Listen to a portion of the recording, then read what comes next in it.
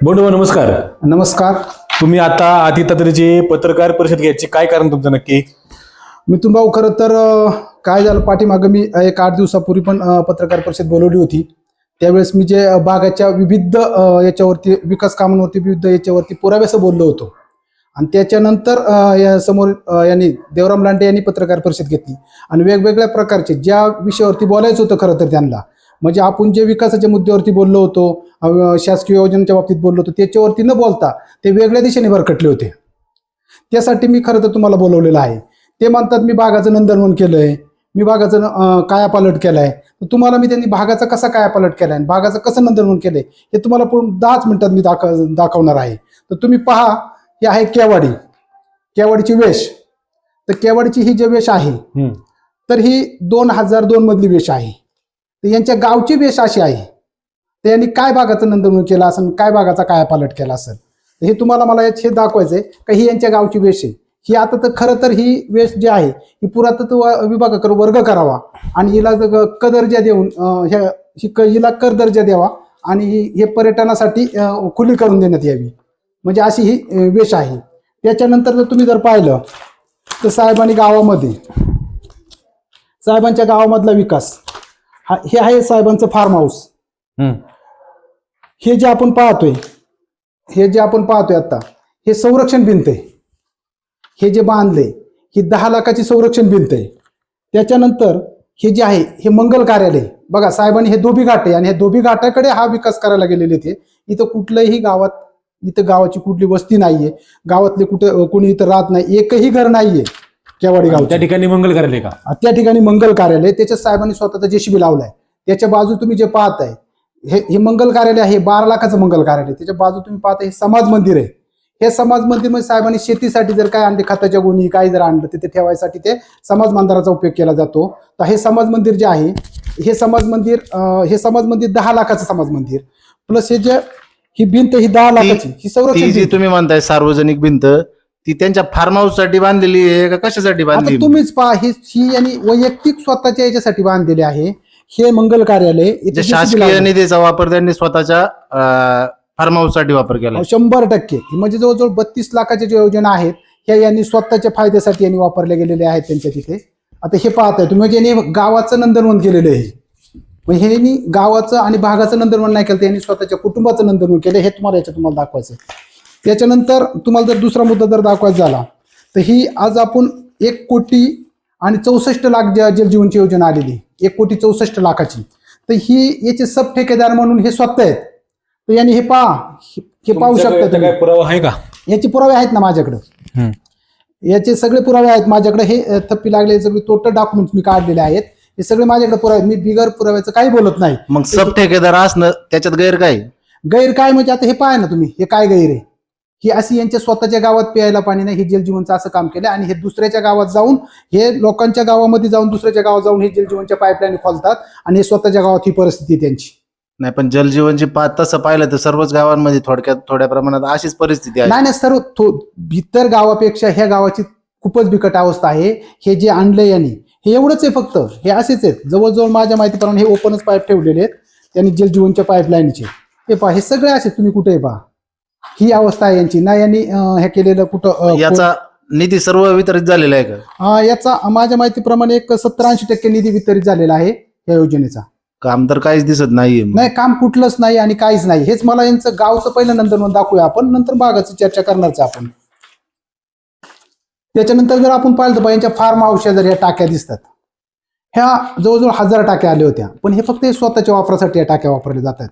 अशी यांची परिस्थिती आहे. मी फक्त आपल्याला केवाडी गावाचं तुम्हाला नंदनवन दाखवतोय, बाकी तर विकास वेगळाच राहिलेला आहे. आज जर तुम्ही पाहिलं ही इमारत आहे, ही इमारत ही स्वतः वापरतात ते.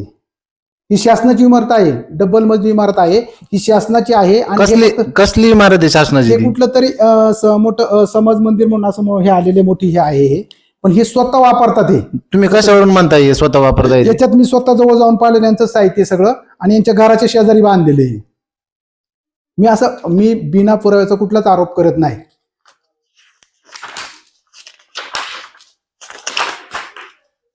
तुम्हाला जर अजून यांचं नंदनवन जर पाहायचं असेल गावचं तर तुम्हाला मी सगळं दाखवतो. आज आपण हे पाहत आहे, हे तुम्ही पाहताय हे काय आहे तर हा उसामध्ये जलजीवनच्या वाऱ्याचा बँड काढलेला आहे यांच्या. आता कशावरनं काळा पाईप त्यांच्या घरगुती बी असू शकतो, नाही, मी विहिरीवरून स्वतः आणलेला. जागेवरती जाऊन पाहिलेले हे. मी आरोप करत नाही तसं, मी स्वतः गेलेलो आहे जागेवरती आणि स्वतः जाऊन हा फोटो काढलेले मी.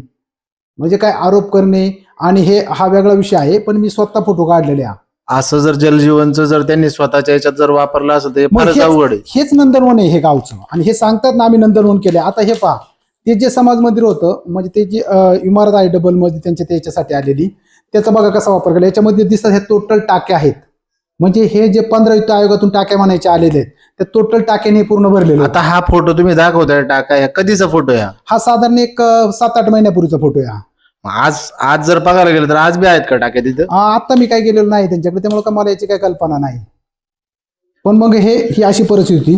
त्याच्यानंतर तुम्हाला जर दाखवायचं झालं, हे प्राथमिक आरोग्य केंद्र आहे. हे पहा, हे जो प्राथमिक आरोग्य केंद्र आहे तर हे जवळजवळ याला जागा पाहिजे होती 2 एकर.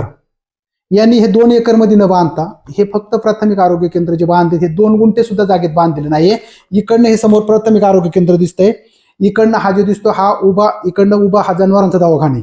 म्हणजे त्यालाच खेटून हे प्राथमिक आरोग्य केंद्र बांधलेले आणि ते बंद अवस्थेत आहे. अद्यापही हे चालू केलेलं नाहीये. आणि आताच ते माग पत्रकार परिषद म्हटले होते की अजितदादांच्याच हस्ते या आरोग्य केंद्राचं उद्घाटन करायचं होतं. सगळ्यात महत्वाचा मुद्दा असा आहे, हे आरोग्य केंद्र आता त्यांनी उभं करून साधारण माझ्या माहितीप्रमाणे याला जवळजवळ 2 वर्ष ते 3 वर्ष झालेली आहेत. इकडनं जनावरांचा दवाखाना आहे, म्हणजे जे म्हशी बैल नेतात नाही कर्नाटकवरून आणलेली, त्यांचा दवाखाना इकडे आहे आणि ते माणसांचा दवाखाना आहे. मग इथं नक्की जनावरं न्यायची का माणसं न्यायची या दवाखान्यात? आणि त्याचे पाहिलं तर तुम्ही ही अशी दुरावस्था आहे त्याची. आणि हा 2 एकर मध्ये पाहिजे होता फक्त हा, आणि फक्त यांच्या फायद्यासाठी. आणि हा गावात एकदम असा आडूक जागेमध्ये, म्हणजे आडूक आपण होतो. आता तुम्ही 2 एकरवर न म्हणताय, पण त्याचे काहीतरी नियम असतील ना? त्याचे नियम होते, पण यांनी स्वतःच्या फायद्यासाठी हा तिथे नेलेला आहे गावात जवळच्या जवळ. असं हा यांनी भागाचं नंदनवन केलेलं आहे. दुसरा जर यांचं सांगायचं गेलं तर हे आहे हायमॅक्स. हा हायमॅक्स स्वतःच्या फायद्यासाठी यांनी स्वतःच्या शेतात नेऊन बसवलेले. इथे कुठली लोकवस्ती नाही आणि तिथे हा हायमॅक्स बसवलेला आहे. म्हणजे हे शासनाच्या योजना यांनी स्वतःच्या याच्यासाठी वापरलेले आहेत. हा तर फारच मोठा गंभीरच आरोप दिसतो. नाही, सगळंच आरोप नाही, मी पुराव्यासह बोलतोय. तुम्ही आजही जाऊन पहा.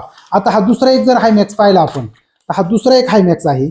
हा जो हायमॅक्स आहे हा पण यांच्या बंगल्यापाशी नेला. इथं कुठलीच लोकवस्ती नाही, कुठलीच लोकवस्ती नाही. आता तुम्ही जर दुसरा जर यांचा प्रताप जर पाहिला, परंतु थोडंसं असं राजकीय व्यक्ती समजा जिल्हा परिषद सदस्य असं ते थोडासा होणारच ना असं इकडे तिकडे. मग फक्त स्वतःच का गावात जा तुम्ही, गावात गेल्यानंतर तुमच्या लक्षात येईल गावात किती सुधारणा आहे. हे गावात हायमॅक्स आहे का, बाकीच्या वाड्या वस्त्यात त्यांना हायमॅक्स आहेत का, काही फक्त स्वतःच त्यांनी स्वतःच्या याच्यासाठी केलेलं आहे. आता दुसरं एक तुम्हाला जर दुसरं उदाहरण सांगायचं झाले, इथे ही जी नारळाची झाडं दिसतात, ही नारळाची झाडे यांनी माझ्या माहितीप्रमाणे तुम्हाला त्यांनी पेसा अबंद निधीमधून 2,40,000ची रस्त्याच्या कडेने फक्त यांच्या फार्म हाऊस जाण्यासाठी ती झाडं लावलेली आहेत.